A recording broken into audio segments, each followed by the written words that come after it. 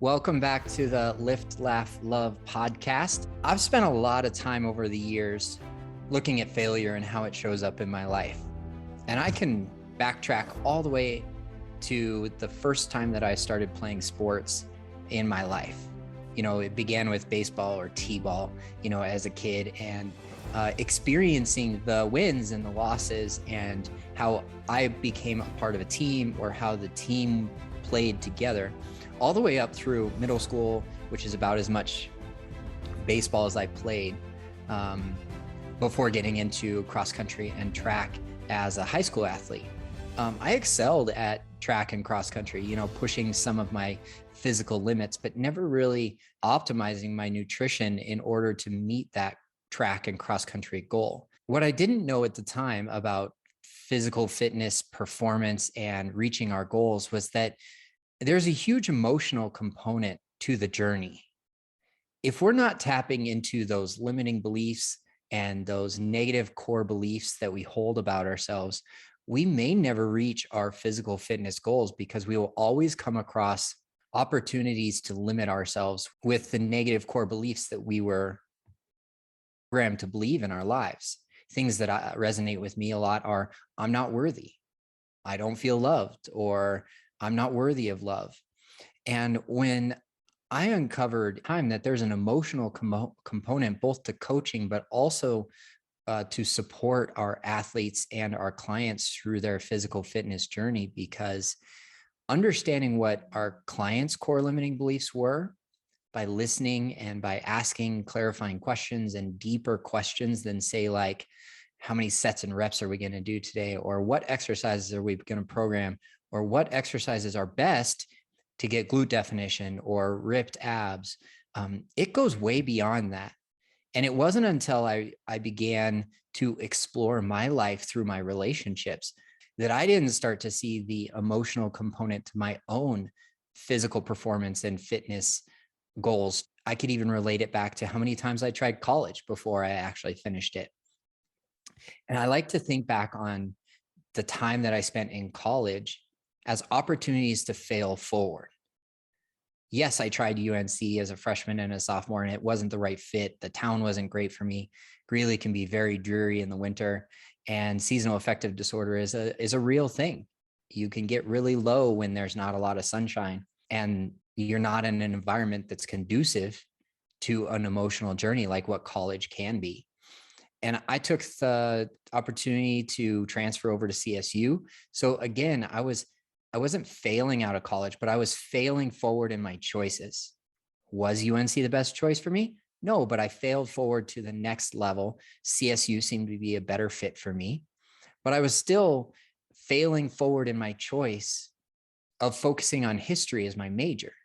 I didn't know that UNC or CSU had an exercise science degree. They were called kinesiology at UNC, or sports science or exercise science at CSU. And that wasn't really clear to me. So again, by failing forward in my choice of a history major, which ended up becoming my minor once I finished at Metro State, taking time off of school and then going back eventually to finish at Metro State was another opportunity to fail my way forward through a degree. And when I say fail forward, it doesn't mean that I was failing tests, but what I was picking up along the way was components of exercise science that were practical in application, things like body composition or the Wingate test on a bike. I was terrible at executing the Wingate test. I couldn't get the heart rate. I couldn't get blood pressure. It was a very complex assessment to do on general population and elite level athletes. It's a very effective test, but I was failing my way through these practical applications of exercise science to earn my degree at Metro State. 11 years later, I'm still an internship supervisor with Metro State. I've had 5 or 6 interns from the program, and it's been a great part of the journey. But I get to see these interns come into a culture or a mindset of my own of where they can fail forward towards their degree program. They're not going to get it right or perfectly every single time that we try something. We're going to do body composition assessments over and over and over again with our clients so that our trainers get the opportunity to get it right. Let's tie in failing forward into what I've experienced as a business owner over the course of the years. Did I know what I was doing business wise when I first started out? No, I just knew that there was a red and a black, and I wanted to stay above water. So I found one client, and I immediately understood that one client wasn't going to cut it. I was drastically undervaluing my hourly rate. And that's where I felt aligned at the time, was to, discount what I felt I was worth in order to build a business. And within the first 14 months, I started to raise my hourly rate because I saw the business side of everything, of like, I will not be able to create a business that I can live off of if I don't find my own worth in my business. And that was so many opportunities to fail forward within the first 14 months of my business. And I find that 14-month mark as significant because that's when I cracked 50,000 in overall revenue. I would not have gotten there if I had stayed at that first hourly rate that I chose. There was just an impossibility to scale my business at such a low hourly rate. I wasn't competitive in the market, and I certainly was devaluing my own services. So I saw a lot of turnover in my clients in the beginning. But those were, again, opportunities for me to fail forward. Was I failing by the pure definition of the word? Absolutely not. My clients were seeing great success, the ones that saw value, the ones that showed up consistently, and they were holding themselves accountable. Those clients were succeeding. But was I necessarily reaching my goals? Yes, and I was failing my way towards those goals day after day, week after week. And about 6 years into my business, I found jujitsu. It was definitely something that I could use in my life to get outside of my comfort zone. Adult co-ed softball wasn't cutting it anymore. I had a weightlifting practice in my life, but it just wasn't tying the things together that I started to see as a theme for my clients. And that theme that I saw was the emotional component to reaching our fitness goals. When I started to truly listen to my clients and hear what they were saying to me, of like, Dave, I'm struggling with sadness at home. I'm going through a divorce. Or Dave, I'm angry at home because my family is experiencing this. Okay, well, are we going to use that to our clients' advantage and create a space where they can, yes, put words to that, voice their feelings in our personal training environment? And that was the turning point for me. That was an opportunity for me to no longer look at any mistake I ever made as a failure. Because if I was listening and supporting and still guiding my clients on their way to their personal fitness goals journey, and I was doing it through the mental, emotional, and physical side of being a human, combining a holistic approach to my personal training business, I was definitely taking my own opportunity and reminding myself over and over again that if I just continue to fail my way forward, my clients will still see results, and I will eventually reach my goals too, which is time and financial freedom within the business. So let's tie this back into jujitsu. I don't know if I would have learned the mind-body connection if it weren't for jujitsu. And yes, weightlifting as a journey, picking up a set of dumbbells and pushing ourselves to lift more, or lift more reps this week than last week, that is a part of the physical and the mental side of the journey. But jujitsu for me was really an opportunity to look inward. Okay, why do I get so frustrated in class? Why do I actually get emotional in class? Why did I leave class tonight with tears? One, I got choked out a bunch, but two, why was that so frustrating to me? Is because I saw myself as a failure. And that gets tied back into my own sense of self-worth. And jujitsu has been a truly remarkable journey for me over the past 5 years of consistently training. To go deeper into that well of truth for me is I continuously fail at the sport of jujitsu because I get choked out or tapped out, or I didn't show up as my best self that day. I was tired, And I get to look at what was happening and occurring and I was experiencing in my life from the emotional side. Our community and culture at Easton is built on we are going to face our fears when we step onto that mat. And if I continue to reflect on this, and we have new students starting all the time, every week we have new students coming into the jiu-jitsu school. And if I can reflect on this and remind myself that jiu-jitsu is an emotional sport, then I can be with them on their journey. And I continue to get to my goals by failing my way forward towards that next time I compete, or towards the next time I go up against an upper level belt that I don't believe that I can beat, and I hold my own. Well, yeah, I didn't beat them. I didn't choke them out. I didn't tap them out. But did I get beat? Did I learn something? Did I take something away on the emotional side, the spiritual side, the physical side, the mental side of the sport? Did I take something away from that 5 or 6 or 7 minute match? That's a win for me. And that's an opportunity for me to fail forward once again.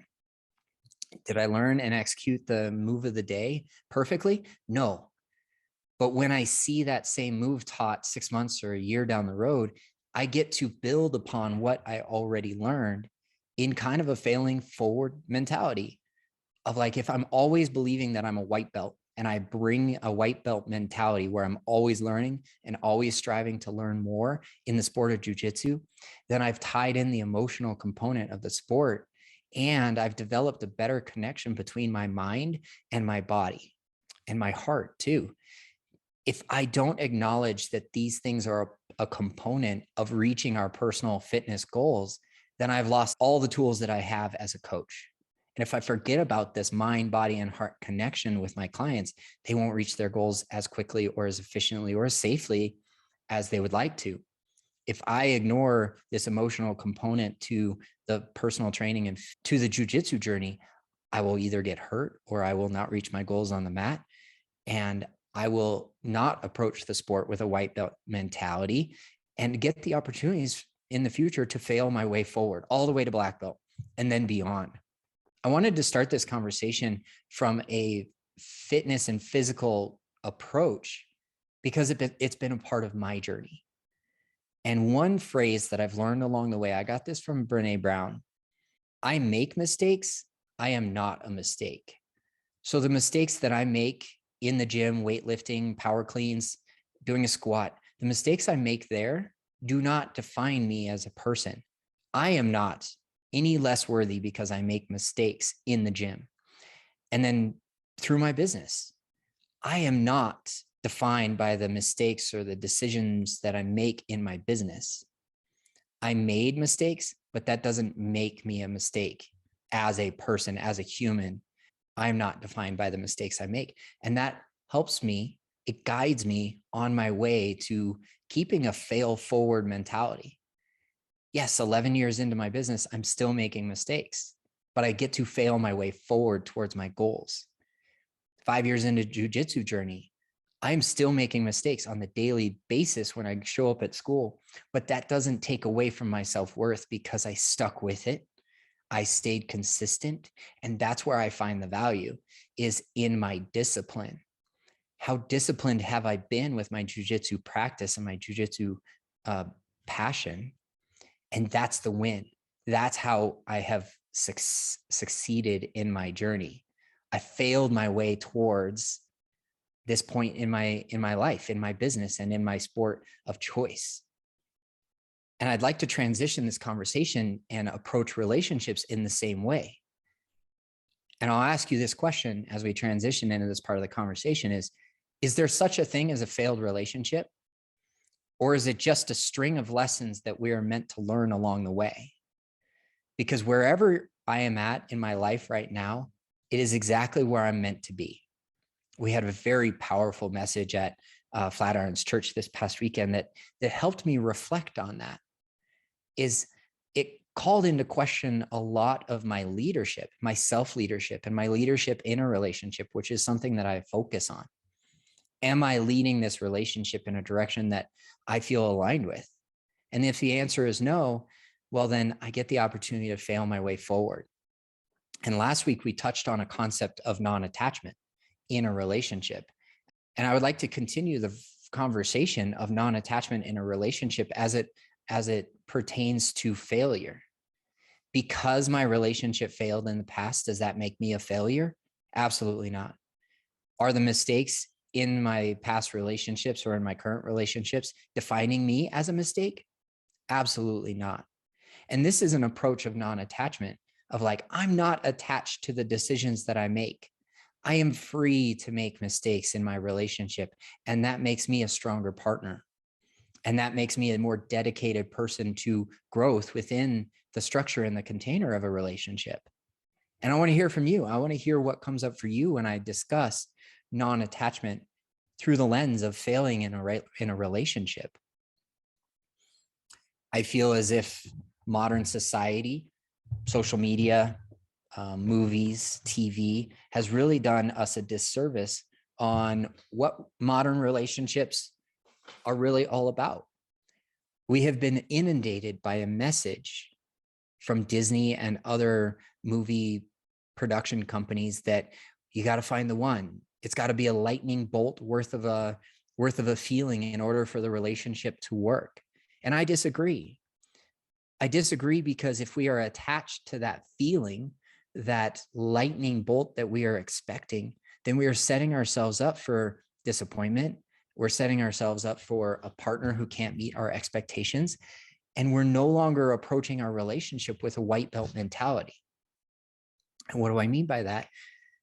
What I mean by that is if we're always valuing, if we're bringing a value of lifelong learning to our relationship, well, then we never approach the relationship with a mastery mindset. Like, I know everything. Fuck no, I don't know anything about relationships. I know some. I know what a relationship feels like to me. I know what support feels like within the container of a relationship. I know what empathy feels like. I want to co-create that with my partner as well. But if I'm attached to the outcome of like, this person has to be the one, then I am too attached to the outcome of the relationship. Whereas if I just come back to a white belt mentality and say, hey, how do I want to show up today? How do I want to show up as the leader in the relationship? How do I want to be led in the relationship? Is there a better way that I can communicate what I'm feeling? And I want to take you back to a time in my life where I had gone through a couple of breakups within 6 months. And I took ownership of that. And I wanted to uncover and discover why it was that this pattern kept showing up in my relationships, of this push-pull dynamic, of this avoid and distance myself from my partner. Why do I choose to do that? And I approached my life and my relationships with a white belt mentality. I sought out a counselor for the first time in 20 years. I began the podcast where I got the opportunity to speak to people who knew more about relationships than I did. And it was a tremendous value to my life. But I think that along the way, what was more important is that I'm not attached to every piece of information that I am given through this journey. I get to choose with sovereignty and agency on what I feel is going to build intimacy within a relationship for me. And then when I meet a partner that I'm interested in, that I'm curious about, that is also sharing values that I have and is interested in the same type of relationship that I want, then I get the opportunity to co-create an ideal relationship with that person through communication and through non-attachment. Does that mean that I'm disassociating from the relationship? Absolutely not. Does that mean that I have apathy towards the result of the relationship? No. It's almost more loving and caring to approach a relationship with non-attachment, because then we don't have a graspy or a clingy energy that we're bringing to the relationship. And for our attachment theory fans out there, I think you'll understand what I mean when I talk about the anxiously attached partner having that type of energy when they come to a relationship. But then we talk about the avoidantly attached person having a pursuer distancer vibe. We're like, yes, I want to get close, and then I pull back, and then I want to get close again, and then I pull back again out of fear. And at the root of all of this conversation, the fear of I am not good enough, the fear of I am not worthy, And that's what I've experienced in my time of looking through my life through the lens of relationship to my clients, relationship to weightlifting, relationship to my jujitsu teammates and the sport of jujitsu and the emotional component to that sport. What is my relationship to all of these things?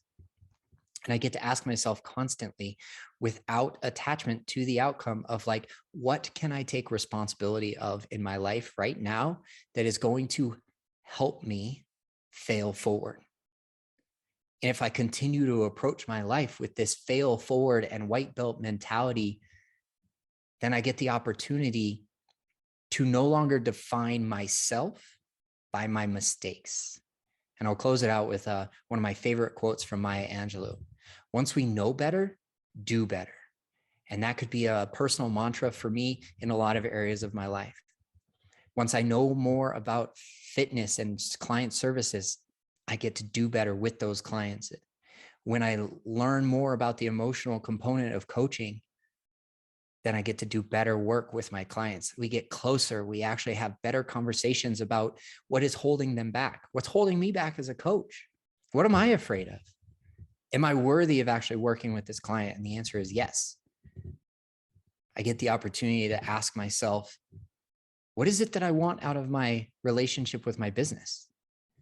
Do I see that same core limiting belief showing up in my business? Yes, all the time. And then when I approach my personal relationships, my intimate relationships with family, friends, and a romantic partner, I get to ask myself, what can I take responsibility of here? Am I too attached to the outcome? Am I investing myself early in this relationship because I have a fear of not being worthy of the love that I'm given? Am I clinging to the relationship because it's all I have in my life? Am I putting this person up on a pedestal because I have so much fear that they're going to leave me that I'll just say yes to absolutely everything? And I hope that this conversation was valuable today. I don't want it to be one-sided, so please don't hesitate to reach out on social media. I know a couple of our audience members did so last week after our episode that kicked off this new series called Lift, Laugh, Love. I'm truly passionate about combining the physical, mental, emotional, spiritual, and financial components of our health and wellness journey. And that includes our relationships, and that includes our financial abundance, and that includes everything that may show up in your life and my life. And if I continue to ignore the opportunity of looking at the emotional component to my life, well, then I'm doing myself a disservice and the clients and the audience. And please don't hesitate to reach out if something resonated, or if you have a deeper question, a clarifying question that you want to ask. Connect with me on Instagram, TikTok, or Facebook, and we can have a conversation that takes this emotional component, this white belt mentality, this fail forward mindset to the next level. Where would you like to go with this conversation? If you found value in this conversation, please share this episode with somebody that you love and that you feel would get a lot of value out of the conversation as well. Until next week, this is Dave Glazer in Denver, Colorado, wishing you health and happiness wherever you're at in the world.